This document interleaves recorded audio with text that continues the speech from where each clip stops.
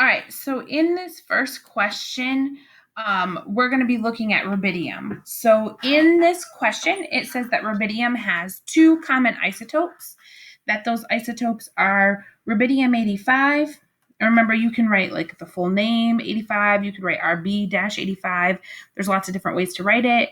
I'm just going to choose to write it like this so we don't get too confused with numbers, but it'll all be the same. So then we have rubidium-85 and we have rubidium-87. And so it says that the percentages, if the abundance of 85 rubidium is 72.2, so I'm going to write that down. And the abundance of rubidium-87 is 27.8. It wants us to calculate the average atomic mass. So to calculate the average atomic mass, we're going to do those steps that you wrote down in your notes previously. So the first step is to change your percent abundance to a decimal. So we can do that just by moving the decimal twice back to the left. And so 0.722 and 0.278 would be my percentages expressed in a decimal form. So now, once I have this, and once I have it, like this is my setup for the problem. Remember, the generic way to do this is to simply have the mass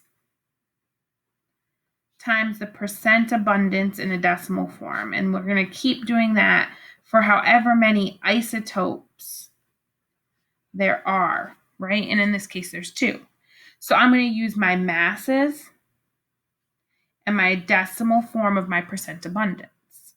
So 85 times 0.722, and I'm putting parentheses around it because we're going to do that multiplication before we add them together. And then I would have 87 times 0.278. And so in your calculator, you would put this in right now. So I'm going to pause so that you can put it in your calculator. Make sure you're doing it the same way as me.